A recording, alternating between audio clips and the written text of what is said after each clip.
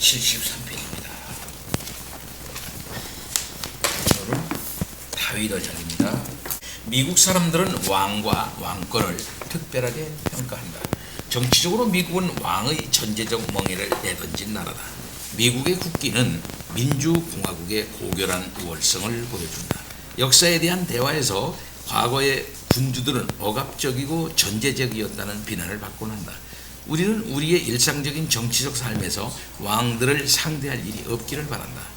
그럼에도 우리가 즐기는 다양한 형태의 오락물에는 왕들이 적지 않게 등장한다. 왕들과 왕족들에 대한 영화와 책은 우리가 즐기는 식탁의 단골 메뉴다. 이것들은 역사적이거나 판타지거나 미래에 대한 것일 수 있다. 왕은 부패하거나 고상한 왕일 수도 있지만 우리는 왕에 대한 이야기들을 대단히 즐긴다. 잉글랜드에서 왕족의 결혼식이 있을 때 얼마나 많은 미국인이 그것을 시청하는지를 생각해보라. 우리는 가상과 상상의 세계에 있는 왕들에게서 유명인들에게 느끼는 매혹을 느낀다. 하지만 우리는 그들이 실제 세계에서는 아무런 정당한 자리도 없다는 확고한 입장을 갖고 있다. 왕에 대한 이런 특이한 태도로 인해 우리는 군주들이 나라를 다스렸던 고대 세계를 이해하기가 어렵다. 군주들은 고대 이스라엘 세계를 독점했다. 백성이 되기 위해 당신은 땅과 통치자가 필요했다. 땅이 없으면 방랑자이자 떠돌이었다. 통치자가 없으면 노출된 채로 아무런 보호도 받지 못한 채 외국 통치자의 먹이가 되기 쉬웠다. 물론 이 왕들은 잔인하고 억압적일 수 있었다. 하지만 종종 이들은 상대적으로 외롭고 의롭고 덕이 있기도 했다. 왕은 백성에게 저주가 될 수도 있지만 또한 큰 복이 될 수도 있었다.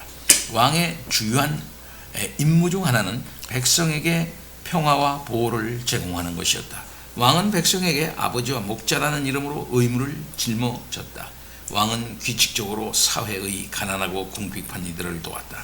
빛을 탕감해주고 어떤 무리에게는 세금을 감면해주곤 했다. 왕은 백성의 삶에서 중요한 부분이었다. 일반적으로 왕에게 일이 잘 돌아갈수록 왕도 당신에게 더 잘 대해주었다. 이것이 이스라엘과 다윗의 세계였다. 그리스도가 우리의 왕으로서 성취하신 직분에 대해 하나님이 말씀하시던 왕직의 덕목들과 개념들이 이런 것들이었다. 따라서 현대인으로서 우리는 그리스도가 이렇게 우리의 왕이신지를 더욱 잘 파악하기 위해 왕에 대한 우리의 문화적 반감을 제쳐둘 필요가 있다. 오히려 우리는 우리의 상상 속에 있는 왕직에 대한 매혹을 사용해서 성경의 세계로 돌아가 볼 수 있다. 왜냐하면 그렇게 할 때 우리는 다윗 언약이 다른 모든 구약 언약들의 왕권과 같은 왕적 영광임을 깨닫기 때문이다. 그리고 그렇게 다윗 언약은 우리를 위한 과거, 현재, 미래의 그리스도의 인격과 사역을 더욱 분명하게 보여준다. 이게 중요한 거예요. 이거 맨 마지막 다윗 언약은 과거, 현재, 미래의 그리스도의 인격과 사역을 분명하게 보여준다. 그런 왕이라 이거죠. 그럼 이옥복 씨 다윗 언약이란 무엇인가?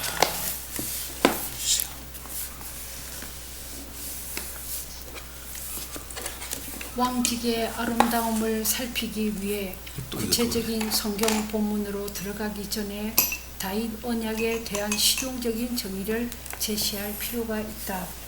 다윗은 성경에서 가장 잘 알려진 사람이므로 우리에게 전혀 낯설지 않다.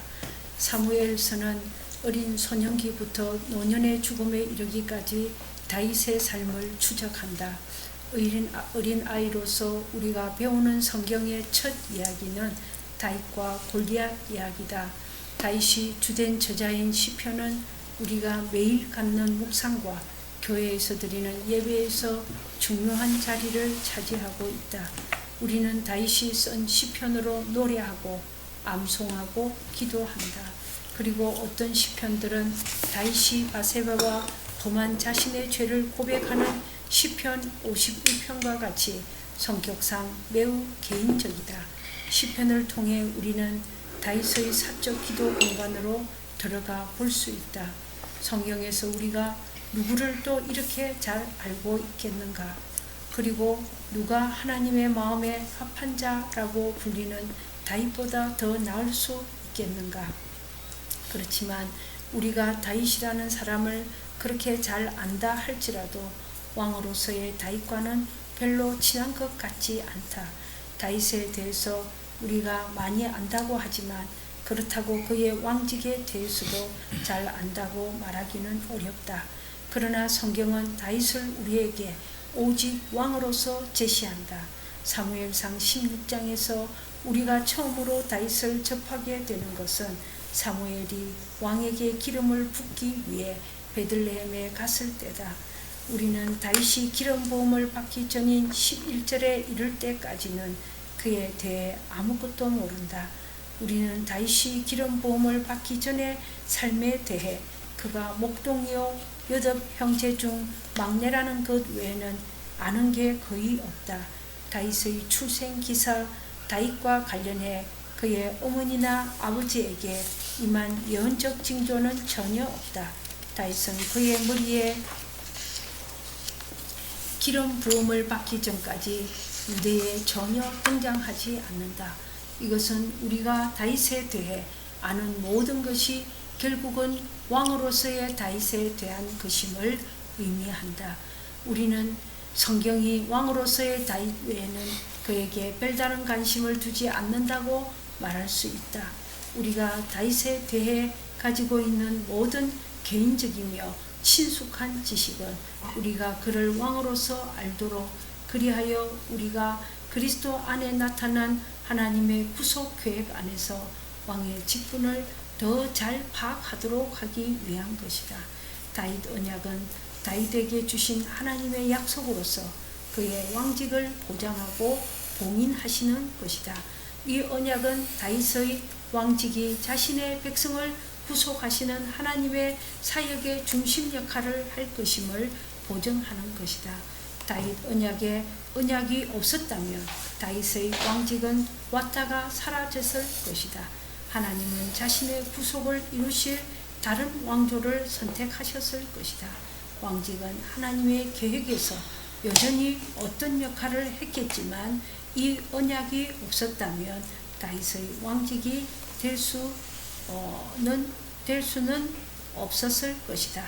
따라서 다윗 언약은 하나님이 다윗에게 하신 약속으로서 다윗의 의로운 아들이 하나님의 이름을 위해 집을 지을 때 하나님이 그에게 영원한 왕국을 주시리라는 것이다. 예, 다윗이 이렇게 나온 것은 앞으로 그리스도와 다윗과도 같은 왕권을 가지고 역사할 것이다 라고 하는 것을 분명히 보이기 위한 것이다 라는 것이죠. 왕권과 특별히 관계가 있다는 것이죠. 성경의 가르침 24인 사무엘하 7장. 이 장은 다윗 언약의 탄생을 나타낸다.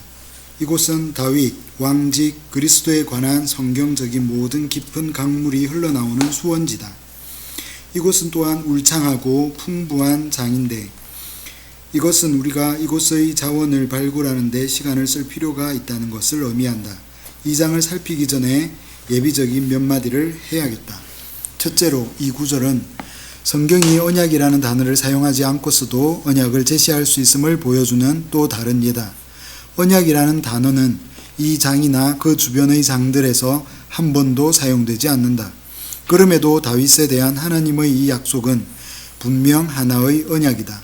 다윗이 자신의 유언에서 하나님이 그를 위해 행하신 바를 되돌아볼 때 사실을 인정한다. 하나님이 나와 더불어 영원한 언약을 세우셨느니라. 이것은 또한 성경의 다른 많은 구절에서도 드러난다. 가장 분명한 구절 중 하나만 인용하자면 주님은 예레미야 33장 20절로 21절에서 너희가 능히 낮에 대한 나의 언약과 밤에 대한 나의 언약을 깨뜨려 주야로 그때를 잃게 할 수 있을진데 내 종 다윗에게 세운 나의 언약도 깨뜨려 그에게 그의 자리에 앉아 다스릴 아들이 없게 할 수 있겠으며 라고 말씀하셨다.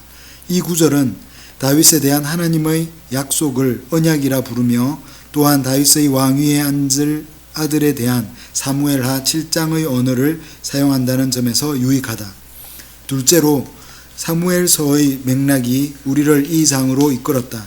지금까지 다윗은 자신이 나무랄 데 없는 사람이며 하나님의 마음에 합한 사람임을 특히 사울 왕의 점증하는 사악함과 대조하여 보여주었다. 다윗과 사울의 이러한 대비는 오래전에 사무엘상 13장 13절로 14절에서 사무엘이 사울을 꾸짖을 때 우리에게 제공되었다. 왕이 망령되이 행하였도다. 왕이 왕의 하나님 여호와께 왕에게 내리신 명령을 지키지 아니하였도다. 그리하였더라면 여호와께서 이스라엘 위에 왕의 나라를 영원히 세우셨을 것이거늘 지금은 왕의 나라가 길지 못할 것이라.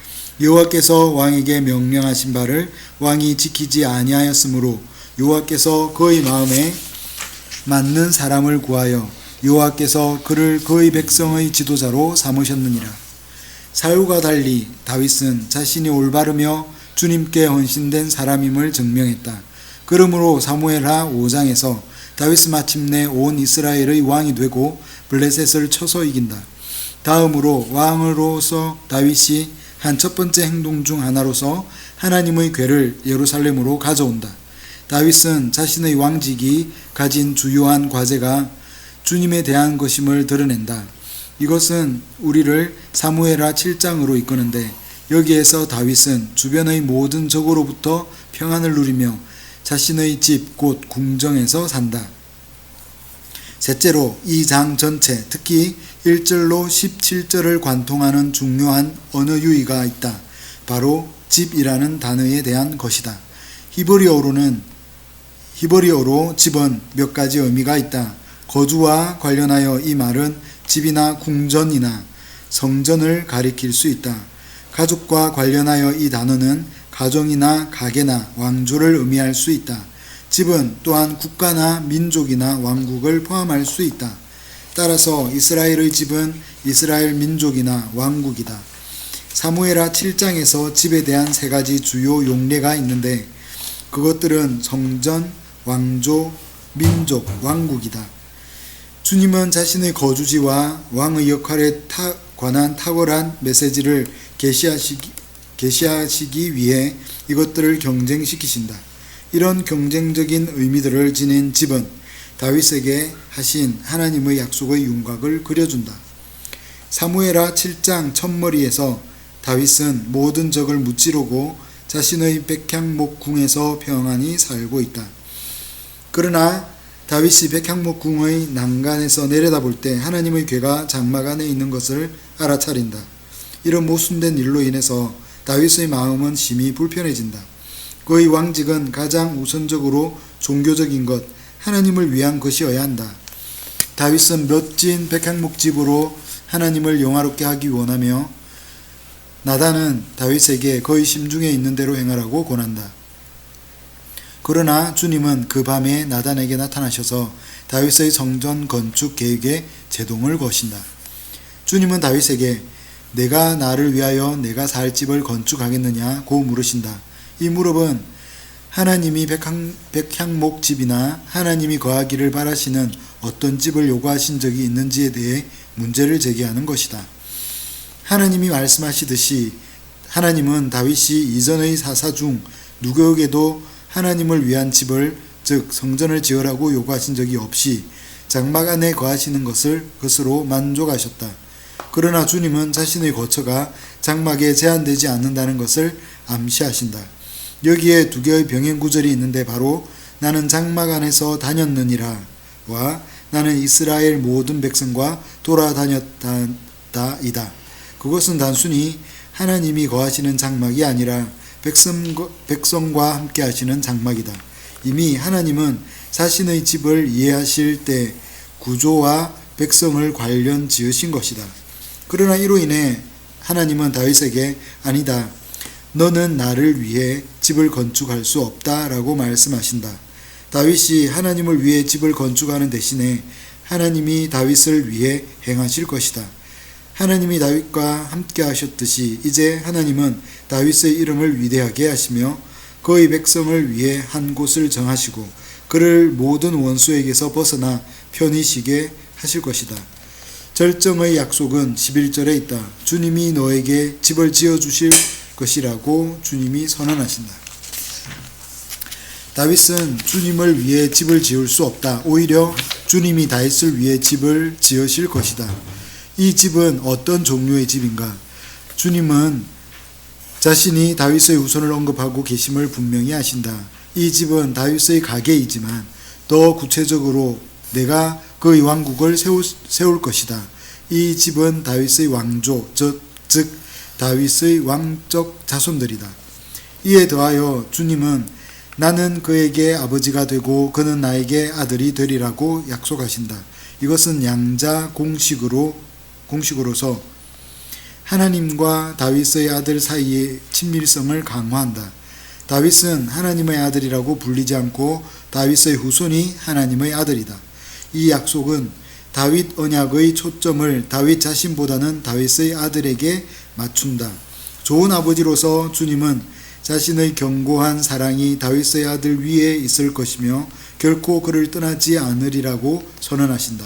사실상 하나님은 다윗에게 그의 집과 왕국이 영원하리라고 확신시키신다. 문자적으로는 너의 영구적인 집과 왕국이 내 앞에서 영원할 것이다. 다윗의 집, 다윗의 왕조는 그의 왕국과 연관되어 있다. 왜냐하면 왕이 없는 왕국이 무슨 소용이겠는가. 따라서 주님은 다윗에게 주님의 사랑이 영원히 머물 집, 왕국, 왕위를 약속하신다. 예, 다윗 언약은 왕국을 결국 약속하시는 것이죠. 다윗의 왕조, 다윗의 왕적 자손들, 결국은 하나님의 나라를 약속하시는 그런 것입니다. 결국 마지막에 예수 그리스도를 통해서 진정한 다윗 왕이신 예수 그리스도를 통해서 이루어질 그 나라를 집으로 얘기하고 있다, 이렇게 말할 수가 있겠습니다. 자, 그럼 무조건적 약속, 원집사님. 무조건적 약속. 이 약속의 세부 사항은 다윗 언약의 첫 번째 갈래를 보여주는데, 즉 다윗 언약이 무조건적이며 영구적이라는 것이다. 다윗 언약은 깨질 수 없는 하나님의 은혜로운 약속이다. 하나님의 사랑이 다윗의 아들 위에 있어서 그의 집, 왕국, 왕위를 영원히 세울 것이다. 하나님이 아브라함에 대한 약속에서 신실하셨듯이 하나님은 자신의 약속을 분명히 이루실 것이며 아무것도 하나님을 멈추게 할 수 없다. 다윗 언약의 무조건적이며 영구적 성격은 위에서 인용된 예레미야 33장 20절에서 22절 같은 구절들을 통해 훨씬 더 분명해지는데, 여기에서 하나님은 낮과 밤으로 더불어 맺은 자신의 언약을 깨트리는 것이 불가능하듯이 다윗과 맺은 자신의 언약을 깨트리는 것 역시 불가능하다고 말씀하신다. 이와 유사한 말로 시편 89편은 이 무조건적인 면을 영광의 깃발로서 들어올린다. 주님은 여기에서 이렇게 말씀하신다. 내 언약을 깨트리지 아니하고 내 입술에서 낸 것은 변하지 아니하리로다. 내가 나의 거룩함으로 한 번 맹세하였은즉 다윗에게 거짓말을 하지 아니할 것이라. 그의 후손이 장구하고 그의 왕위는 해같이 내 앞에 항상 있으며 또 궁창의 확실한 증인인 달같이 영원히 견고하게 되리라. 이 표현은 더 고상하거나 놀라울 게 거의 없다. 왜냐하면 다윗 언약이 깨질 수 있다면 그것은 하나님을 거짓말쟁이로 만들 것이기 때문이고, 이런 일은 결코 일어날 수 없고 일어나지 않을 것이기 때문이다. 더 나아가 다윗 언약의 무조건적 성격은 이 언약이 미래로 향하도록 한다. 저 영원한 왕위에 앉는 사람은 다윗이 아니라 그의 아들이다. 다윗의 집과 왕국의 영원한 설립은 미래에 놓여 있다. 사무엘하 7장에서 그것이 얼마나 먼 미래인지 분명한 건 아니지만 말이다. 여기에서의 하나님의 말씀에 비추어 보면 이 약속이 자신의 친아들에게서 이루어질 것을 다윗이 의심할 이유는 거의 없다. 주님은 다윗에게 내 몸에서 난 내 후손을 일으키실 것이라고 말씀하셨다. 당연히 다윗은 자기 아들에게 시선을 돌릴 것이며 이것은 사무엘하와 역대상의 내러티브를 통해 확증된다. 이런 기대를 통해서 다윗 언약 성취의 첫 단계가 생겨난다. 하나님은 솔로몬 안에서 다윗에게 하신 자신의 약속을 성취하고 계시는 것으로 보인다. 하지만 솔로몬의 실패와 함께 미래의 지평은 우리가 곧 보게 되듯이 언약의 참된 성취를 향해 확장된다. 조건적 예, 계속. 요소. 그러나 다윗 언약에는 또 다른 갈래가 있다. 첫 번째 갈래는 다윗 언약의 근본적으로 무조건적인 성격이다. 두 번째 갈래는 조건적 요소를 수반하는데 여기에서는 다윗의 아들에게 뭔가를 요구한다. 다윗의 아들은 영원한 왕위를 받기 위해서 뭔가를 해야 한다. 이 조건적 요소는 사무엘하 7장에서 무대 중앙을 차지하지 않지만 그렇다고 해서 무대 밖에 있는 건 아니다. 13절에서 조건적 요소가 무대에 등장할 기회를 얻는다. 그는 나의 이름을 위하여 집을 건축할 것이요 그러면 나는 그의 왕국의 왕위를 영원히 세울 것이다. 주님이 아들의 왕위를 세우시는 것은 아들의 집을 건축하는 것에 의존한다. 다윗의 아들은 자신의 왕위를 세우기 위해 뭔가를 해야 한다. 여기가 집에 대한 언어 유희에서 가장 흥미로운 곳이다. 분명히 성전이 전면에 놓여 있다. 다윗의 아들은 성전 건축가여야 한다. 다윗은 전쟁의 사람으로서 성전을 지을 수 없지만 그의 평화의 아들은 성전을 지어야 한다. 그러나 하나님의 집은 암시적으로 백성을 포함하며 집은 왕국과 연관되어 있다. 따라서 아들의 일은 단순히 건축 계획과 연관된 것이 아니라 하나님의 백성 및 왕국을 수반한다. 더욱이 다윗의 아들이 건축해야 하는 집은 나의 이름을 위한 것이다. 이 집은 하나님의 이름을 위한 것, 하나님을 높이고 영화롭게 하는 것이다. 이것은 종교적 헌신과 순종을 포함한다. 순종이 아들의 건축 사역을 특징지어야 하는데 이런 배경 아래에서 14절에 있는 아들에 대한 하나님의 징계가 이해될 수 있다. 아들 건축에서 불법이 행해질 때 하나님은 아버지로서 그를 징계하고 바로잡으실 것이다. 조건적 요소는 아버지의 징계를 통해 보장된 아들의 순종적 건축을 요구한다. 예, 무조건적이지만 여기는 아들의 순종적인 헌신과 그 사역 이렇게 해야 한다 하는 것이 포함이 되어져 있다 이거죠. 결국 그 아들은 마지막 날 이 땅에 오신 그리스도 왕, 곧 다윗의 아들을 다윗의 계통을 이은 그 아들인데 그분은 오셔서 적극적인 또 소극적인 의미에 있어서의 능동적 수정적 순종을 통해서 그 집을 이제 하나님의 집을 짓게 되는 것이죠. 결국 왕국을 세우게 되는 것입니다. 열왕기상 9장 엄집사님. 그러나 무조건적인 다윗 언약의 이런 조건적 요소는 사무엘하 7장에서는 유아적 단계에 있다.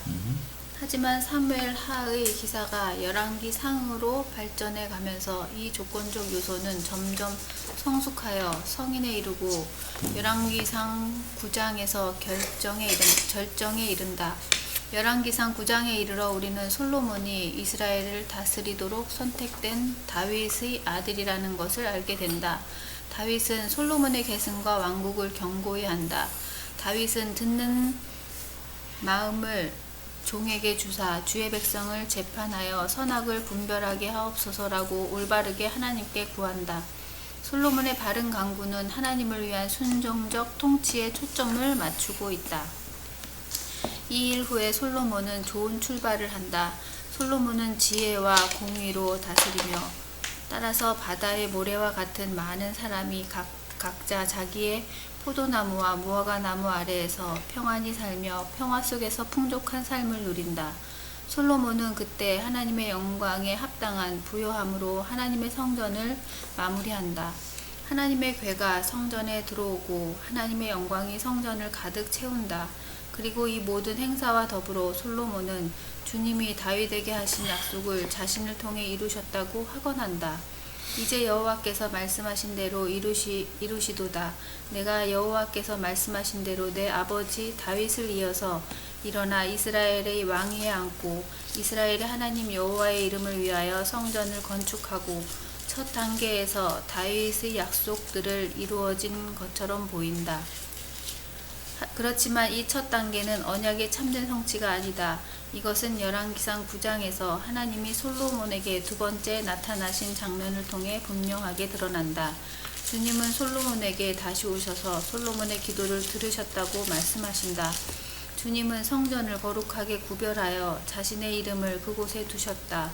주님은 성전을 승인하셨고 성전은 하나님의 백성의 예배 장소가 될 것이다. 그 다음에 하나님은 솔로몬에게 초점을 맞추셔서 말씀하신다.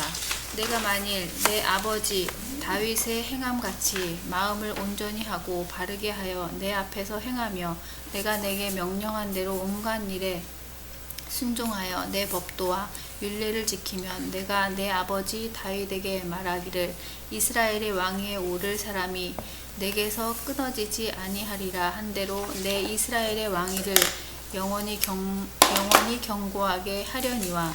열왕기상 8장에서 솔로몬은 영원한 왕위를 이미 받았다고 생각했지만 주님은 내가 순종하기만 한다면 이라고 말씀하신다. 주님은 오직 다윗의 의로운 아들의 왕위를 세우실 것이다. 언약의 무조건적 성격 때문에 다윗의 아들이 언제나 왕위에 있을 것이지만 순종하는 아들만이 영원한 왕위를 얻을 것이다. 이 구절은 무조건적 갈례와 조건적 갈례가 다윗 언약에게 어떻게 함께 작용하는지를 분명히 보여준다. 하나님의 깨질 수 없는 맹세 때문에 다윗 왕조는 지속되어야 한다. 만약 이 왕조가 역사에서 사라진다면 하나님은 거짓말하는 것이 되는데 이런 일은 있을 수 없다. 그러나 다윗의 의로운 아들만이 그의 순종으로 인해 영원한 왕위를 받을 것이다. 따라서 다윗 언약의 미래 방향이 상세히 그려지고 있다. 하나님은 다윗에게 다윗의 왕조를 유지시키겠다고 하신 자신의 약속을 지키실 것이다.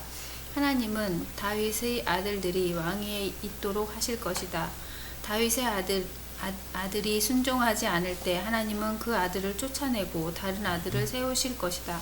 이런 유형은 의로운 아들이 나타나서 영원한 왕위에 오르게 되어 더는 왕위 계승자가 필요 없을 때까지 계속될 것이다. 더 나아가 우리는 의에 대한 이런 요구가 어떻게 모세 언약에 있는 행위의 원리를 다시 끄집어내는지를 놓쳐서는 안 된다. 하나님의 명령을 행하고 하나님 앞에서 걸으며 하나님의 법도와 율례를 지키는 것에 대한 4절의 표현은 바로 신명기에서 가져온 것이다. 다윗의 아들은 모세의 율법을 지켜야 하는데 이것이 그가 영원한 왕위를 위해 이루어야 하는 의다.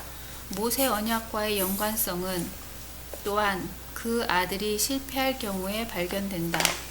6절에서 9절에서 다윗의 아들이 하나님에게 불순종하여 우상들에게로 돌아선다면 내가 이스라엘을 내가 그들에게 준 땅에서 끊어버릴 것이다. 다시 이것은 신명기에 나왔던 저주의 용어로서 추방을 나타낸다. 하지만 주님이 어떻게 말씀하시는지를 주목하라. 만약 왕이 불순종한다면 백성이 끊기게 될 것이다. 추방의 저주는 왕의 불순종으로 인해 백성 모두에게 임한다. 모세의 행위의 원리가 온 백성에게서 왕에게로 옮겨졌다. 이것의 현실이 므낫세 왕의 극악한 배교에서 절정에 이르는데 하나님은 므낫세에게 대해 이렇게 말씀하신다. 유다 왕 므낫세가 이 가증한 일과 악을 행함이 심하였고 그러므로 내가 이제 예루살렘과 유다에 재앙을 내리리니 듣는 자마다 두 귀가 울리리라. 왕이 건축해야 하는 집은 단순히 성전이 아니라 하나님의 이름을 위한 순종적 백성이다. 다윗의 아들은 자신도 의롭고 백성도 의롭게 만드는 존재로서 그의 왕위는 영원할 것이다. 무조건적인 언약의 조건적 역동성은 이후의 성경 역사를 위한 지표가 된다. 솔로몬의 실패와 죽음 후에 하나님은 왕국을 분열시킴으로써 다윗의 집을 벌하신다. 하지만 남왕국 유다에서는 다윗에 대한 하나님의 견고한 사랑이 계속된다. 두 가지 유형이 이어지는 이야기에 나타난다. 첫째로 왕의 경건이 백성의 경건을 결정한다. 왕이 순종하면 백성도 순종한다. 하지만 왕이 불순종하면 백성도 불순종한다. 둘째로 왕에 대한 각각의 이야기에서 똑같은 일의 반복이 발견된다. 다윗의 왕위를 계승하는 아들은 모두 하나님의 마음에 합한 사람이었던 다윗과 비교된다. 그 평가는 때로 긍정적이지만 때로 부정적이다. 그러니까 그 긍정적이라는 것은 그 조상 다윗같이 여호와 보시기에 정직히 행하였다 하는 긍정적인 거죠. 항상 다윗이 표준이어야 돼. 다윗이 표준이야. 다윗이 또 표준이 돼서 부정적으로도 평가를 해요. 그 마음이 그 조상 다윗의 마음과 같지 아니하여 하나님 앞에 온전하지 못하였다. 다윗이 평가의 기준이 되는 것이죠. 그래서 이런 다윗과 같은 왕, 완전한 왕을 바라보게 한다면, 그래, 다윗과 같은 왕이 오셔야 돼. 그런 분이 오셔야만 우리가 평화롭고 우리가 안전해, 우리가 보호받을 수 있어. 그런 왕이 있어야 하나님의 율법 질서가 서고 하나님의 나라가 이루어진다. 이렇게 생각하도록 그렇게 다윗을 표준 삼아서 항상 얘기해요.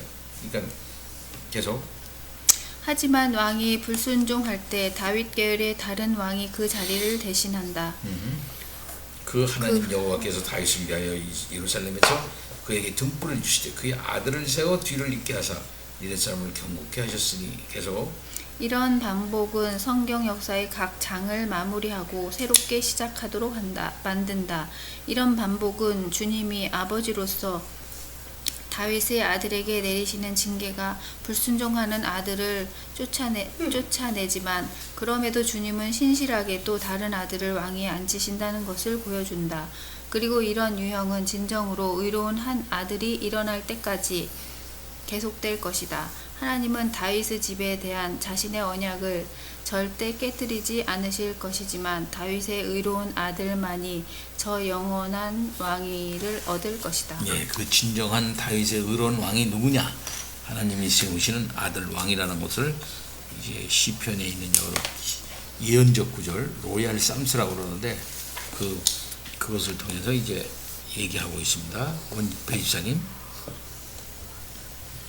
시편 2편. 다윗 언약의 성격을 드러내기 위해 많은 구절을 언급할 수 있다. 하지만 다윗 언약의 충만을 드러내는 특히 그리스도에 대한 대망과 관련된 몇 구절만을 간략히 살펴보는 게 좋겠다. 시편 2편은 대관식을 위한 시편으로서 그 의미는 새로운 다윗 왕의 즉위를 축하하는 것이다. 이 기쁨의 장면에서 하나님이 저 다윗의 아들에게 무엇이라 말씀하시는지 주목해보라. 내가 나의 왕을 내 거룩한 산 시온에 세웠다 하시리로다. 하나님의 왕직은 다윗의 집의 왕직과 결혼하였다. 그 다음에 주님은 새롭게 기름 부음을 받은 왕에게 선언하신다. 너는 내 아들이라. 오늘 내가 너를 낳았도다. 사무엘하 7장의 표현을 다시 가져와서 주님은 왕의 아버지이시고 왕은 하나님의 아들이다.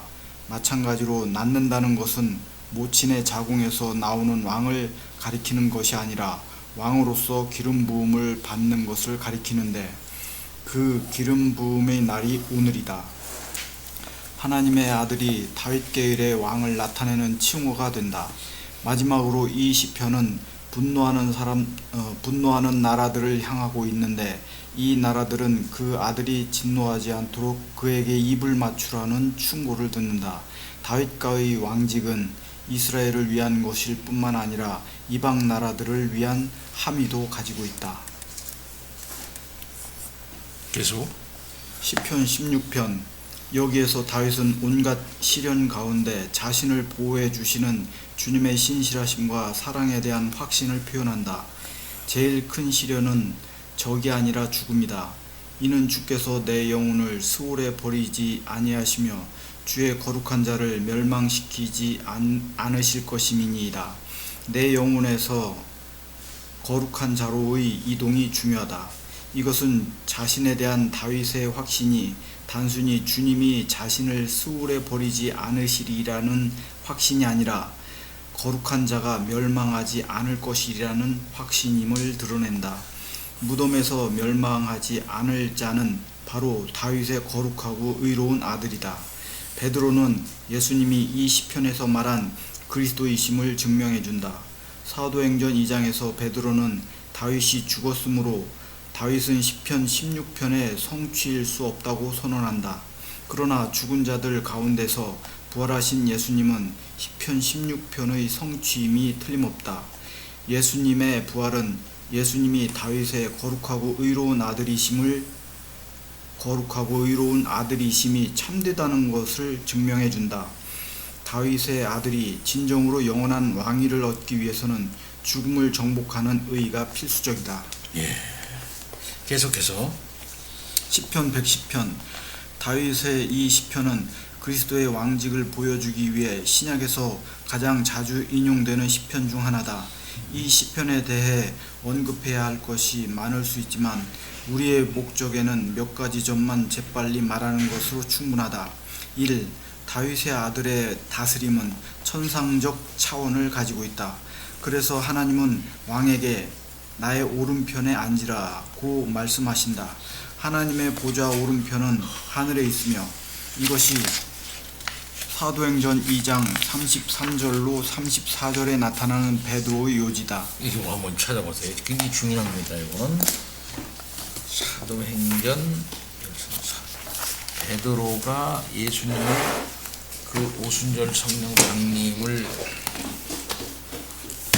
해가지고 놀라는 사람들에게 이게 무슨 현상이냐, 그 너희가 죽인 그리스도가 단순한 분이 아니다 말이야.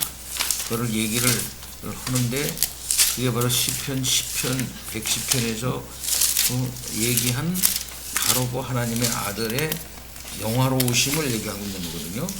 높아지신 분이 바로 그 높아졌다, 천상적으로 천상의 왕이다 하는 것을 얘기를 하고 있는 겁니다. 그분이 굉장히 중요하죠. 사도행전 2장 33절 34절 읽어봅니다. 33절입니다. 하나님이 오른손으로 예수를 높이심에 그가 약속하신 성령을 아버지께 받아서 너희가 보고 듣는 이것을 부어주셨느니라. 이 다윗은 하늘에 올라가지 못하였으나, 다윗이 굉장한 존재임에도 불구하고 하늘에 올라가지 못했으나 친히 선언했다 이거예요. 주께서 내 주에게 말씀하시기를. 주께서 내 주에게, 주가 둘 나와. 그러면 두 주가 달라요. 이것은 성부가 성자에게 말하는 겁니다. 이것은 후속 언약을 얘기하는 거예요. 주께서 내 주에게 말씀하시기를 내가 네 원수로 네 발등상 되게 하기까지는 너는 내 우편에 앉아있으라 하셨도다. 이만큼 높이셨다 이거죠. 주님 하나님께서 성부가 성자를 말이죠. 뭡니까? 하늘에 올라오신 지상 사역을 마치고 이제 천상에 올라온 그분을 이렇게 높이셔서 선언하셨다 이거예요. 이미 선언해놨다 이거예요. 그런즉 이스라엘 온 집은 이거 알아야 된다. 응? 너희가 십자가에 못 박은 이 예수를 너희가 이 하잘 것 없는 자로 죄인이라고 너희가 죽였으나 하나님이 뭐냐? 주와 그리스도가 되게 하셨다. 이렇게 높이셨다. 그만큼 높아지셨다. 이렇게 이제 말하는 거거든요. 근데 그 앞에 부분 한번 보세요. 30절 29절부터 한번 보세요. 형제들아, 내가 조상 다윗에 대하여 담대히 말할 수 있노니 다윗이 죽어 장사되어 그 묘가 오늘까지 우리 중에 있도다. 다윗은 죽었다 이거죠. 그런 선지자, 다윗은 선지자라는 거죠. 응? 하나님이 이미 맹세하사 그 자손 중에서 한 사람을, 다윗의 자손 중에서 한 사람을 그 위에 앉게 하리라 하셨음을 알고, 다윗이 알고, 그거를 알고 다윗 언약을 통해서 하나님이 다윗에게 가르쳐 준 거라 이거죠. 그래서 그걸 믿었다는 거예요. 다윗은 다윗 언약에서 말하고 있는 그 자손 중에서 자기 자손 중에서 한 사람을 그 위에 앉게 하리라 하심을 알고 미리 보았대. 미리 본 거로 그리스도의 부활을 말하되 그랬다. 예, 다윗이 이렇게 다윗은 선지자였다는 겁니다. 네. 그래서 다윗이 자기 뒤에 올 자기의 아들 곧 그리스도, 가 자기보다 더 큰 왕이 돼서 온전한 왕이 돼서 그야말로 우주의 왕이 돼서 이 세상에 진정한 왕권을 행사하실 그런 그리스도 하나님의 아들 왕이 올 거라에 대해서 예언을 하셨다 이거죠. 그런데 그가 이미 와가지고 하늘에 올라가가지고 성령을 부어주신 사건이다 이거 그가. 예. 이만큼 놀라운 일이다 이거지. 그만큼 한마디로 세상 끝났다는 거예요. 그 왕이 와가지고 이 세상에 그런 다윗 왕이 얘기했던 바로 그 왕이 와서 이 땅에 음부의 버림을 받지 아니하시고 썩음을 닦지 아니하시고 살아나셔가지고 하늘에 올라가지고 올라갈 때 하나님이 그를 높이셨다. 그러고 나서 지금 그 백성에게 이 땅 위에 있는 자기의 제자들에게 그 약속하신 성령을 부어주신 사건이 바로 지금 이 사건이다. 그런 이 사건의 의미가 얼마나 크냐. 그걸 알아라 너희들이. 이게 이만큼 종말론적인 놀라운 구원이 일어나는 사건이다 이 말은. 이걸 보여주고 있다. 이 오순절 성령 강림이라는 거는. 그러니까 너희들이 죽인 예수가 그리스도다 이게야. 다윗의 아들로 그렇게 와가지고 했던 바로 그 그리스도인데 이미 그가 이 지상세역에서 끝내고 하늘에 올라가가지고 성령을 부어주셨다. 이제 이거 엄청난 사건이다. 이게 역사의 끝이다 이미. 니들은 어떻게 할래 이게 지금 그분이 하늘에 올라가셨으니 말이야. 그분을 하나님이 높이셔서 주로 삼아놓고 그리스도가 되게 했으니 너희들은 어떻게 할 거냐 말이야. 그러니까 그들이 마음이 찔린 거죠.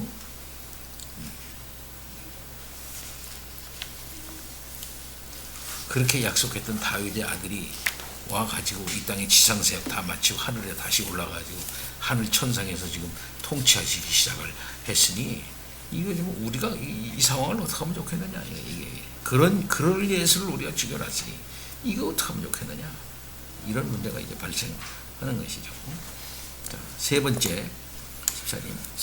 두 번째. 이 제사장적 기능이 다윗의 왕직에 더해진다. 너는 멜기세덱의 서열을 따라 영원한 제사장이라 하셨도다. 3. 다윗은 자기 아들이 자기보다 더 큰 왕이 될 것을 이해했다. 주께서 내 주에게 말씀하시기를 본래 다윗은 아마 솔로몬을 생각하면서 이 시편을 썼을 것이며 아들은 그의 아버지에 대해 주가 아니다. 그럼에도 다윗은 자기 아들이 하나님의 아들이 됨으로 자기보다 뛰어난 왕적 우월성을 갖게 될 것으로 이해했다. 이것이 마태복음 22장 41절로 46절에서의 예수님의 요지다. 4. 자, 한번 이거 보다 중요한 게 찾아보죠. 마태복음 22장 중요한 성경신학적으로 구속사적 이해에 아주 중요한 겁니다. 기억해 두십시다. 마태복음 22장 41절. 마태복음 21장 41절. 거기 보면 마태복음 22장 41절 보세요. 바리새인들이 모였을 때에 예수께서 그들에게 물으시되 너희는 그리스도에 대하여 어떻게 생각하느냐. 구약에 예언된 그리스도를 말하는 거예요. 너희들 구약에 예언된 그리스도에 대해서 너희도 어떻게 생각하냐. 누구의 자손이냐. 대답하되 다윗의 자손입니다. 이게 다 그렇게 다 믿고 있었던 것이죠. 나도 다윗의 자손이다 그리스도 다 누구든지 그렇게 이제 구약을 통해서 그 다윗의 자손으로서 오실 그리스도 메시아 대망을 다 갖고 있었으니까요. 이렇게 대답할 수밖에 없죠.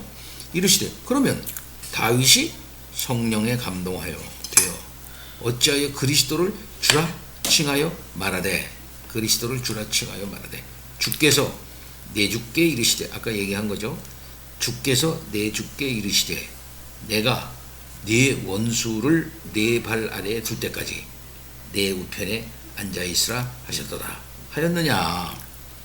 그럼 여기서 다윗이 그리스도를 주라 칭하였은즉 주께서 내 주께 그랬으니까 주라 칭하였은즉 어찌 그의 자손이 되겠느냐 하시니, 그렇죠? 자손이 되겠느냐 하시니 아무도 한마디도 능히 대답하는 자가 없고 그날부터 감히 그에게 묻는 자 없더라. 네. 자기가 주라고 했는데 그게 자손이 되겠느냐. 그러니까 그리스도는 다윗의 계통을 통해서 나타나실 분이라 그랬는데 그의 뒤에 올 자손인데 다윗의 자손인데 다윗은 그를 가리켜서 주라 그랬다 이 말이에요. 그게 누구냐 결국은 자기란 얘기거든. 우리 주님. 그 나를 보고 나를 미리 보고 다윗도 나에게 대해서 주라 그랬던 것이다. 결국 내가 그리스도인 거다. 다윗도 다 알고서 니들이 믿는 그 다윗도 그렇게 좀 다윗도 나를 주라 하고서 그리스도로 알고서 그렇게 했는데 너희는 왜 나를 갖다가 그리스도로 주로 받아들이지 않느냐. 그럼 이 말씀이에요.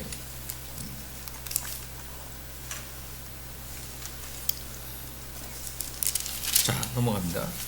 4. 다윗이 주는 하나님의 우편에서 민족들 가운데 심판을 행해야 할 것이다. 다윗과의 왕은 자신의 거룩한 백성을 위해 세상을 정복해야 한다. 예, 그렇죠. 이런 신약성경 다윗 언약은 이스라엘을 위한 커다란 희망이다. 그렇죠.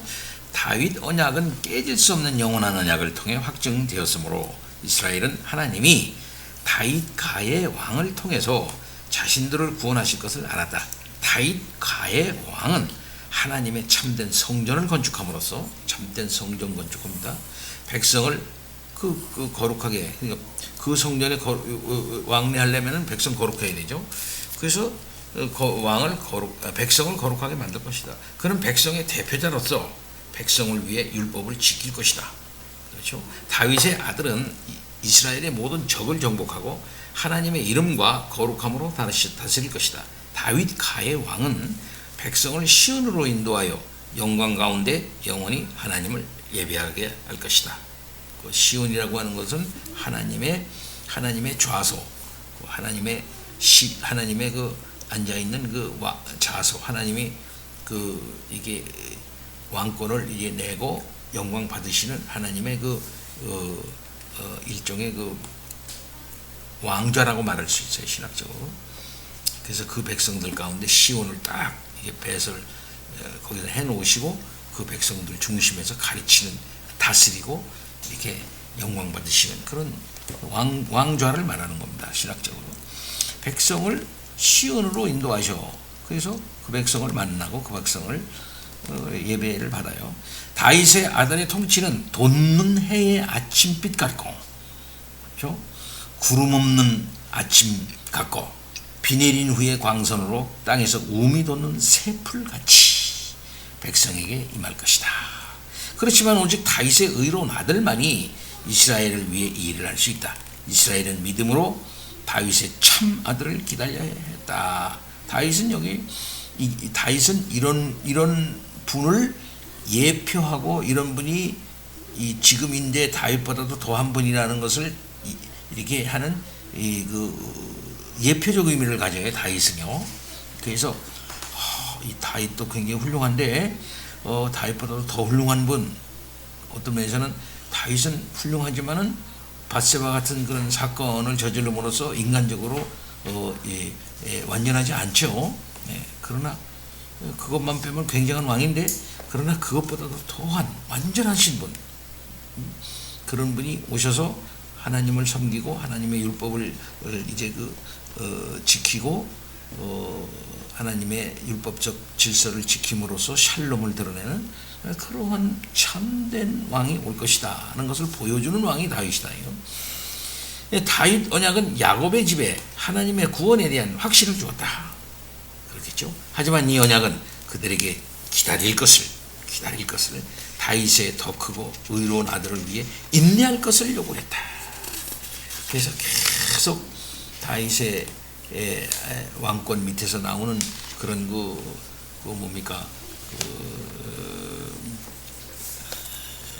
아들들, 그 왕들은 다 흠이 있어요. 이 사람도 아니구나, 이 사람도 아니구나, 이 사람도 아니구나. 그러면서 계속 다윗 왕보다도 더 훌륭한 그 왕을 기다리게 해요. 열왕기에서. 이런 간절한 기다림이 신약 성경의 서두에서 우리가 발견하는 이스라엘의 모습이다. 느부갓네살 왕이 BC 586년에 성전을 파괴했으므로 이건 꼭 외워야 돼요. 왕이 586년에 유다가 망하는 거예요. 성전 파괴됐습니다. 500년 이상 다윗가의 왕은 존재하지 않았다. 그 이후에, 그렇죠? 다윗가의 왕은 존재하지 않습니다. 이스라엘은 주님이 그들을 구원하기 위해 언젠가 다윗의 기름 부음 받은 아들인 그리스도 또는 메시아를 일으키실지 궁금했다. 이스라엘이 언제 하나님이 다윗 언약으로 역사하신 그 완벽한 왕 언제 보내실 겁니까? 하면서 계속 기다렸죠. 시편 89편에서 백성은 하나님께 주여 주의 성실하심으로 다윗에게 맹세하신 그 전에 인자하심이 어디 있나이까? 라고 물었다. 그리고 천사가 마리아에게 그의 아들에 대해 그가 큰 자가 되고 지극히 높으신 이의 아들이라, 지극히 높으신 이의 아들이라 일컬어질 것이요 주 하나님께서 그 조상 다윗의 왕위를 그에게 주시리니 영원히 야곱의 집을 왕으로 다스릴 것이며 그 나라가 무궁하리라. 이게 무슨 말이야? 이것은 다윗 왕권이 다윗의 언약이 드디어 성취될 때가 됐다, 성취하겠다라고 하는, 이게 완전한 지금 메시지, 하늘의 메시지를 지금 누구에게 얘기해주고 있냐면 마리아에게 얘기해주고 있는 거예요. 천사 가브리엘은 하늘에 하나님의 중요한 명령, 곧 하나님의 중요한 약속 실행과 구속 역사에서의 가장 중요한 국면에서 이 사건 가장 놀라운 사건들을 전해주는 그건 천사거든요, 가브리엘이. 근데 마리아에게 이 엄청난 비밀을 얘기해줘. 그는 큰 자가 될 거다, 이게요. 그 큰 자는 어떻게 큰 것이냐? 하나님 지극히 높으신 이의 아들이라 일컬을 것이다, 그가. 응? 그리고 그것은 뭐냐면은 그 전에 약속해 오셨던 다윗 왕권을 완전하게 할, 다른 말로 말하면 다윗 언약을 성취할 그 왕이 될 것이다. 이제 그 나라는 옛날에 바벨론 포로로 가고 뭐 어쩌고 저쩌고 망하고 그런 어떤 게 아니고 이 나라 저 나라처럼 망하는 그런 나라가 아니라 영원한 나라, 그 영원한 나라의 왕이 될 것이다. 절대 망하지 않는 나라, 그 나라의 왕이 네 뱃속에 지금 너를 통해서 그 나라 지금 헐라고 그러는 거예요, 지금 이거. 그러니까 이게 놀라운 거예요, 이거는. 정말 이 감당할 수 없는 이 엄청난 계시가 마리아에게 떨어지는 겁니다, 지금. 이게죠. 그라고 말했을 때 천사는 바로 이 물음에 답했던 것이다. 예수님은 하나님의 이름을 위하여 집을 건축함으로써 이 집, 다윗 언약을 이루기 위해 다윗의 더 큰 아들로 오셨다. 집이라는 건 왕국이에요, 사실은. 다윗 언약이 구약에서 차지하고 있는 중심적 위치로 인해 이 언약은 그리스도의 인격과 사역을 묘사할 때 신약 성경을 독점하다시피 한다. 그리스도나 메시아라는 칭호는 기름 부음 받은 자를 의미하는데, 그렇죠? 이것은 다윗의 기름 부음 받은 아들을 가리켰다. 그리스도는 왕이었다.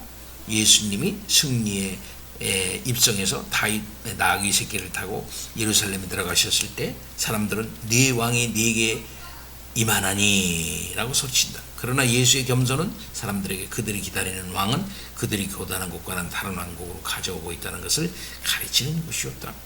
이들이 말하는 것처럼 그 왕이 뭐 대단한 능력으로 임하는 것이 아니라 겸손하게 이렇게 임하는 것이다. 그러면서 주님이 사실 자기의 도성인 이 시온으로, 예루살렘이 시온이라고 말할 수 있다면 그 시온으로 우리 주님이 지금 들어가고 있는 거예요. 지금. 그리고 십자가와 부활을 통해서 그곳에서 등극하시는 겁니다. 사실은 실상은 예수님이 빌라도에게 말씀하신 것처럼 말이다. 내 나라는 이 세상에 속한 나라가 아니니라. 만일 내 나라가 이 세상에 속한 것이었다면 내 종들이 싸워 나로 유대인에게 넘어가지 않게 하리라. 이제 내 나라는 여기에 속한 것이 아니니라.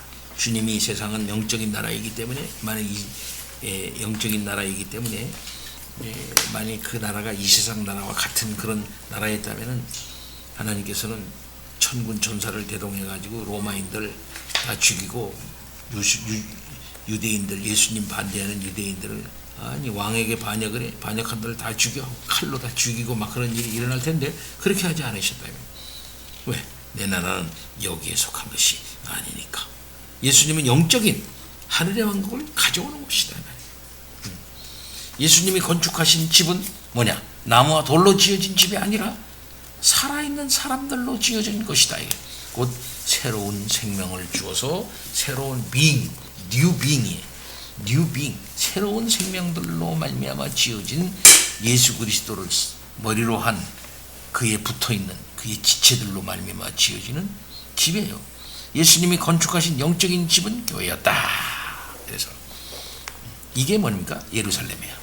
이게 새로운 이스라엘이에요. 베드로가 그의 위대한 오순절 설교에서 예수님은 그리스도시며 주님을 증명할 때 그런 다윗 언약으로부터 논종한다. 아까 했죠? 사도행전 3장에 나온 베드로의 설교에서 베드로는 사람들이 부인했던 예수님에 대해 거룩하고 의로운 이라는 칭호를 사용했다. 이 칭호는 사람들이 고대하던 다윗의 의로운 아들을 가리킨다. 그래서 베드로의 설교는 구약 성경과 예수님을 그대로 연결해 주는 거예요. 그래서 사도행전은 단순한 선교 행전이 아니야. 사도행전은 구약 성경이 어떻게 예수 그리스도를 통해서 이루어져서 신약 시대가 열리느냐. 다른 말로 여기서 왕으로 얘기하면 다윗 왕권이 온전히 이 땅 위에 거룩한 다윗 왕권이요 세워져서 그 왕권 행사가 어떻게 이루어지게 되느냐 하는 그것을 갖다 얘기하고 있는 거예요. 드디어 한마디로 말해서 새로운 다윗 왕국이 건설됐다. 그리고 다윗 왕국의 건설은 이렇게 능력 있게 나간다. 그것은 말이지 성령이 함께하는 것이고 능력으로 예루살렘과 유대와 사마리아 땅끝까지 이르러 경계도 없고 민족을 초월하는 엄청난 나라다. 이걸 갖다가 분명히 보여주고 있는 게 사도행전이다. 이렇게 말할 수가 있어요. 사도행전은 그렇기 때문에 잘 연구해야 돼요. 기가 막힌 게 사도행전이라는 게. 구약 성경이 어떻게 이루어지는가. 성취를 갖다가 얘기해 준. 그래서 그 복음이 그 왕권이 전파되는 곳마다 다 엎드리는 거예요. 그의 백성들은. 그래서 택한 자들은 다 믿게 되고 곳곳마다 사탄의 세력이 파하고 거기에 하나님의 새로운 질서인 그 영적인 집이 세워지는 거예요. 곧 교회가 세워지는 것이죠. 그래서 영적인 새로운 이스라엘이 이제 전 나라의 전 세계적인 차원에서 세워지게 되는 것이다. 이름으로써 그리스도의 왕권은 하늘에서의 왕권이라는 것은 전 세계적이고 우주적이다 하는 것을 이 사도행전은 보여주고 있다. 이렇게 말할 수가 있습니다. 이 칭호는 사람들이 호대하던 다윗의 의로운 아들을 가리킨다. 바울 또한 예수님의 부활이 예수님이 하나님의 참 아들임을 의미하는 것을 보여주기 위해 다윗 언약에 의존하는데 이 아들을 통해 우리는 죄 용서를 받는다. 그러므로 다윗 언약은 우리를 위한 왕으로서 그리스도의 사역이 가진 모든 아름다운 색조와 영광스러운 윤곽을 모두 확대해서 면밀하게 보도록 해주는 현미경과 같다. 그렇죠? 이 교리는 왜 그리스도적 삶이 중요한가? 육복씨. 다윗 언약의 영적 유익은 아무리 강조해도 지나치지 않는다는 것이 앞의 논의로부터 분명해져야 한다. 그리스도의 인격과 사역은 다윗 언약이 없이는 적절하고 온전하게 파악될 수 없다. 예수님의 구원 사역은 다윗 언약이 이해되지 않고서는 맥락 없이 있게 된다. 예, 맥락 없이 있게 된다. 맥락 없자 이게 예수님의 구원 뭐 좋지 뭐 이렇게 됩니다. 근데 그것만 얘기가 되면 그 다윗 언약이 없으면 예수님의 사역이 역사적 맥락, 구속적 맥락과 관계가 없이 이해가 된다 이 말이죠.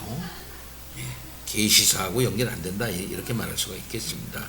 계속해서 하나님의 순례하는 백성으로서 우리는 끊임없이 복음의 확정을 들을 필요가 있다.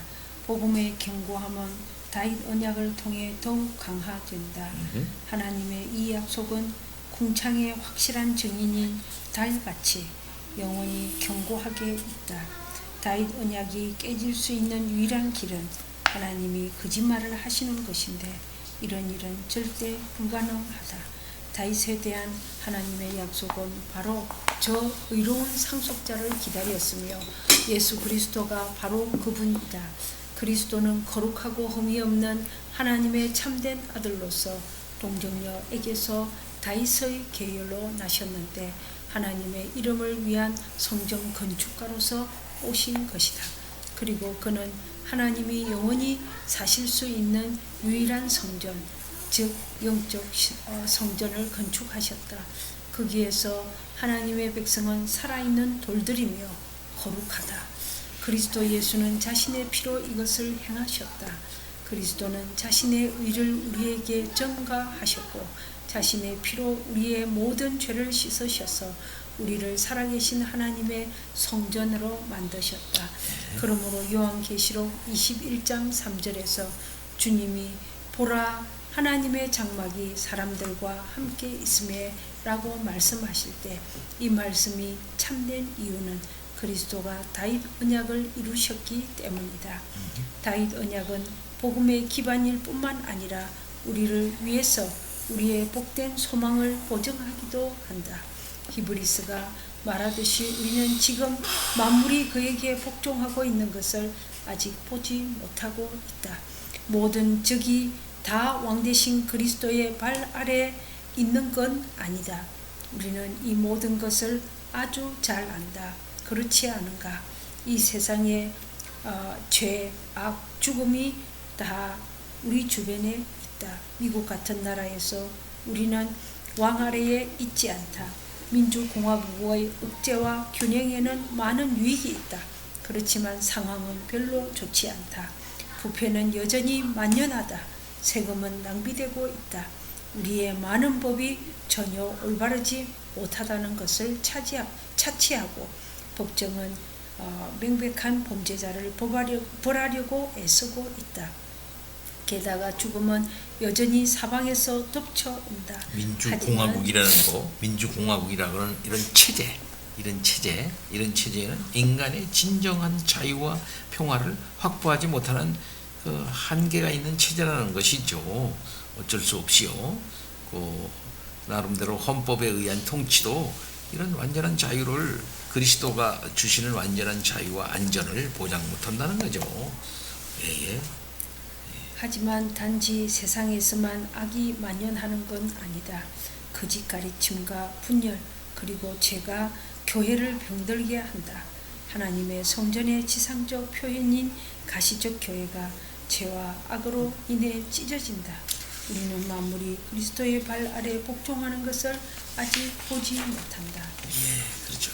마지막 그럼에도 때라서 불구하고 하나님은 그리스도에게 자신이 만물을 그리스도의 발 아래 두실 것이라고 맹세하셨다.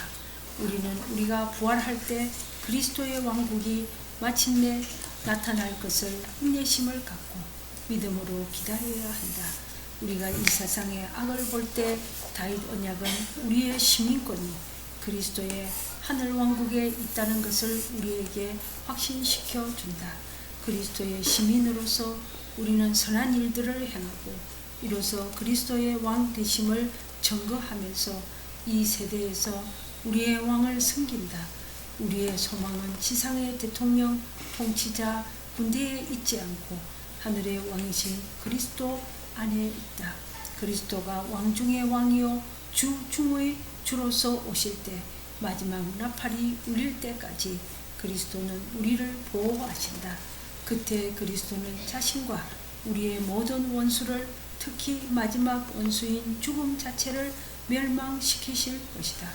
그리고 그리스도는 자신이 부활하셨던 것처럼 우리를 일으키셔서 영원 무궁토록 그의 면전에서 그와 함께 거하도록 하실 것이다. 다윗이 수천 년 전에 그리스도의 통치에 대해 그는 돋는 해의 아침빛 같고 구름 없는 아침 같고 비 내린 후에 광선으로 땅에서 우미 돋는 새풀 같으니라 라고 말했을 때 진실로 그는 그리스도의 왕 되심의 영광을 보았다. 우리 모두가 우리 왕이신 그리스도를 기뻐하며 그리스도 안에 있는 우리의 산소나 영원한 왕국을 믿음으로 기다리기를 바란다. 그 다윗 왕, 진정한 다윗 왕, 하나님의 아들, 참된 하나님의 아들로서의 예수 그리스도를 통한 하나님의 온전한 구원, 또 완벽한 하나님의 집을 통해서 하나님의 그리스도의 통치를 통해서 이 땅에 이루실 그 역사를 바라보는 것입니다. 복음은 이걸 이제 가르쳐요, 우리들에게. 자, 더 깊은 숙고를 위한 질문들. 다윗 언약의 두 갈래는 무엇인가? 두 갈래가 뭐라고 그랬죠? 다윗 언약의 두 갈래. 앞에서 뭐가 두 갈래 앞에 얘기한 것 같은데. 무조건적인 것과 조건적인 거죠. 예. 무조건적인 것은 하나님께서 어떻게 한다고 해서 그렇게 하겠다. 조건적인 것은 순종이죠. 순종.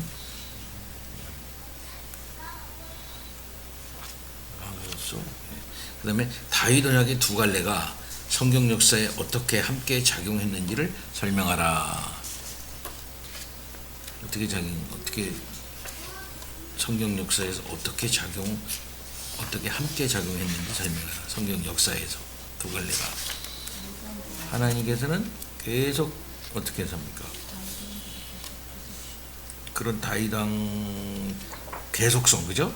다윗 언약을 세우셔서 그런 왕을 계속해서 세우실 것이라고 약속을 해주시고 계속 역사를 이끌어 가시죠, 그죠? 그런과 동시에 계속적으로 역사 속에서 인간의 힘으로 인간의 힘으로 서지 못하는 그런 부족한 왕들 계속 얘기를 하면서 갈아치우시죠. 네, 다른 왕을 또 세우고 다른 왕을 세우고 그러지만 또 약해서 계속적으로 우리로 하여금 진정한 왕을 기다리게.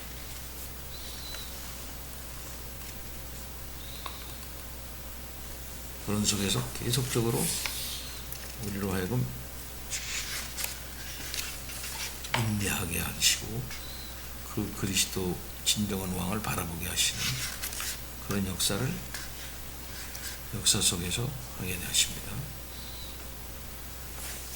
자, 그다음에 의가 다윗 왕가의 왕에게 매우 중요한 이유는 무엇인가? 의가 righteousness. 의가 다윗가의 왕에게 매우 중요한 이유는 무엇인가? 의로운 왕. 의라는 것은 결국 뭘까요?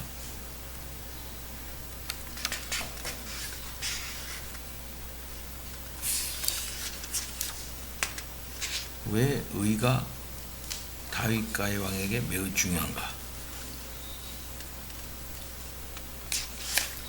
이 본문에서 그걸 얘기하고 있나요?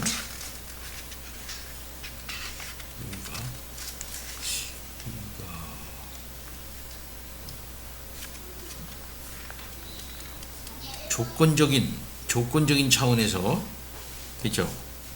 조건적인 차원에서 의가 중요하죠. 왜? 다윗의 아들이 진정한 영원한 왕을 얻기 위해서는 죽음을 정복하는 의. 다시 한번 읽어주세요, 지사님. 잘 안 들리는데. 다윗의 아들이 진정으로 영원한 왕위를 얻기 위해서는 네. 죽음을 정복하는 의가 필수적이다. 그렇죠. 왜 필수적이다. 그 부분이네. 다윗의 의로운 아들만이 저 영원한 왕위를 그렇지. 얻을 것이다. 그런 의를 죽음을 이길 수 있는 죄를 이기는 힘. 그렇죠. 그 의를 갖지 않으면 진정한 다윗가의 참된 왕이 될 수 없는 것이죠. 자, 사무엘상 7장에 나오는 집, 아까 이 집이라는 단어의 서로 다른 용례는 무엇인가? 서로 다른 용례는 뭡니까? 집이 뭐라고 그랬죠? 아까 집은 국가, 민족, 왕국을 포함한다. 따라서 이 이스라엘 집은 이스라엘 민족이나 왕국이다. 그래서 집은 집 속에서 성전, 왕조, 민족, 왕국이다. 이렇게 말을 했어요. 그렇다 그러면은 신학적인 의미에서 이 집은 뭐라고 말할 수 있을까? 그 의미에서 집, 뭐 그대로 말할 수 있죠.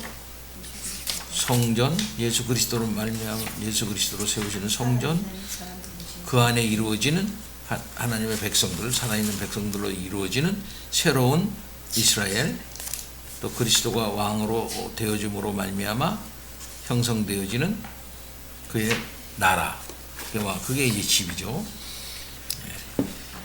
그리스도의 왕 되심이 당신의 현재 삶에서 어떻게 당신에게 위로가 되는지를 논하라. 이육복식. 그리스도의 왕. 그리스도가 당신의 왕입니까? 근데 그것이 현재 삶에 어떤 위로를 줘요? 그는 그의 언약을 통하여서 결국은 그 의를 다 이루실 것이기 때문에 그 소망을 완전한 소망을 하나님께 줄 수 있기 때문에 현재 삶에서 그래서 그 모든 그 약속들이 결국은 나를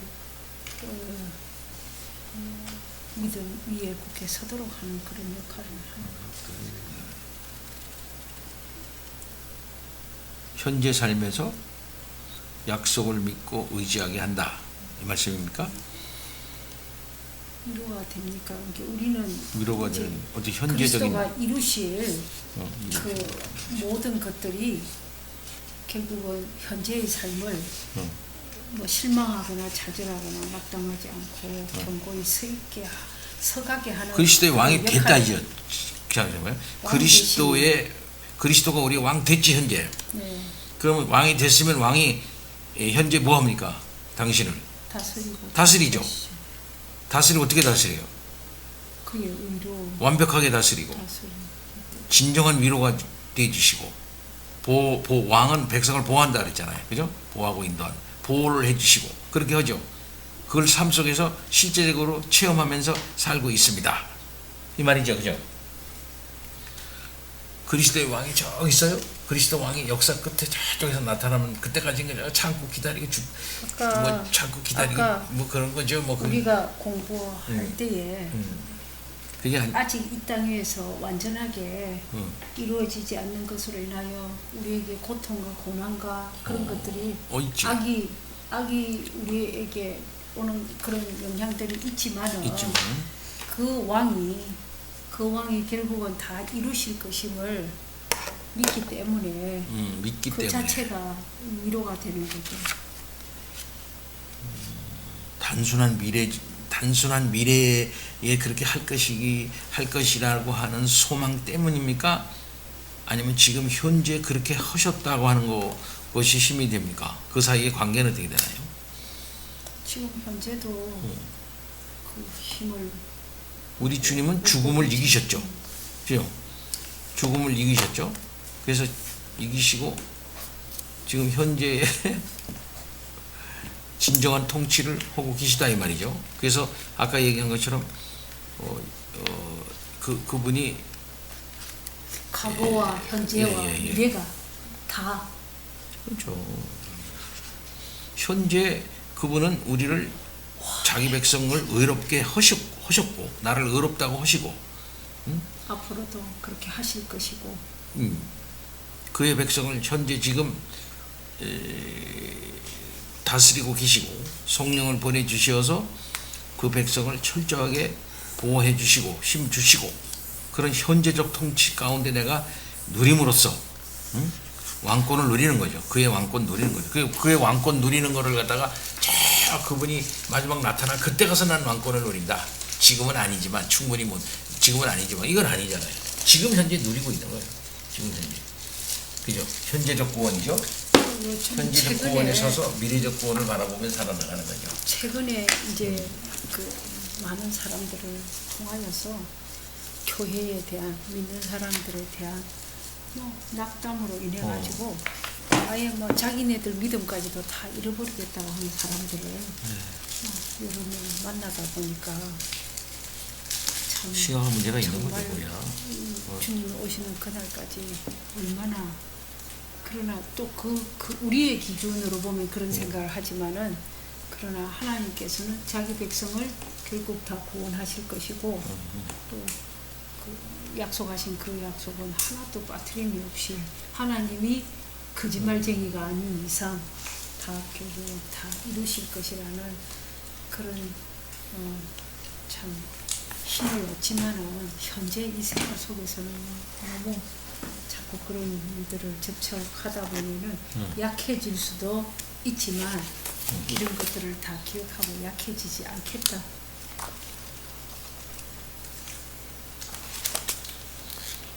지금 실망되는 그런 시간들이 그 아들 왕을 통해서 죄 용서를 받았어요, 안 받았어요? 죄 용서를 받았어요, 안 받았어요? 받았죠. 더 이상 질문에 답을 받을 것이다. 받았죠. 지조를 그러니까 엄청난 혜택을 받은 거예요. 지금 현재로 받았죠. 죄 용서를 받고 어렵다 하심을 어떻게 해서 그를 믿어 칭의를 받음으로 어렵다 하심을 받았어요. 그리고 그 나라 백성이 됐어요. 그 나라 백성 됐으니까 그런 현재 왕으로서 하늘에서 우리를 지금 실제로 보호하고 있어요. 인도하고 있어요. 왕국 통치하고 있어요. 지금 그걸 받아 누리고 있는 게 지금 우리가 그 현재적 그리스도의 왕권 통치의 수혜자로서 지금 우리가 여기 있는 거란 말이죠. 현재 삶을 살고 있는 거라. 그래. 우리나라가 그러니까 미래적 구원도 중요하지만 현재적으로 우리들에게 임한 이 다윗 왕권의 혜택, 그리스도 왕권의 혜택을 일단 풍성히 깨달아야 돼요.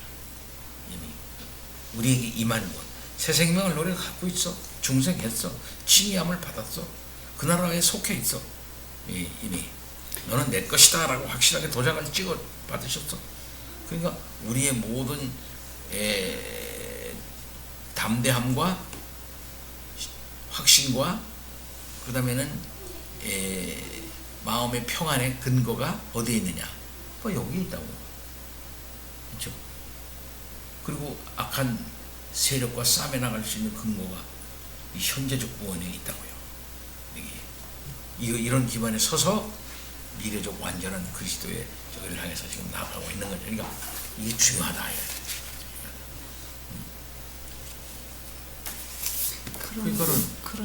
그러니까 너희가 성령을 받고 할 때 단순히 너희가 성령을 받고 예루살렘과 유다 사마리아까지 이르러 할 때 전도의 힘을 받고 이 정도가 아니야. 이거는요. 선교의 어떤 그 능력을 받고 이 정도가 아니고 이거는 완전히 현재적 구원에 서서 너희가 그 나라 통치, 그분의 통치를 지금 현재 받아가지고 이제 세계를 향하여 이제 쭈그러들지 않고 싸매 나갈 수 있는 악한 사탄의 진영을 향해서 공격해 나갈 수 있는 그런 어떤 역동성과 적극적인 그런 삶을 너희들이 살아갈 수 있게 된다. 그렇게 될 것이다 라고 하는 것을 말하는 것이다 이 말입니다.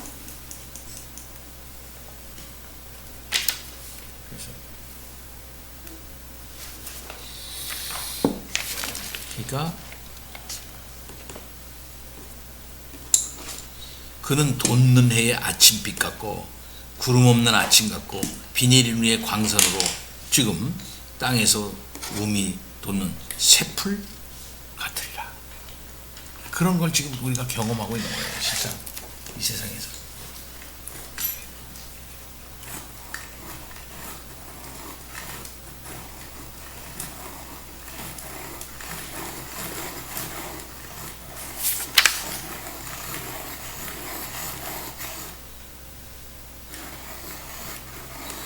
그리고 우리를 하나님의 살아계신 성전으로 삼으셔서 우리와 함께 하나님이 하실 수 있도록 우리를 거룩하게 삼아주셨다.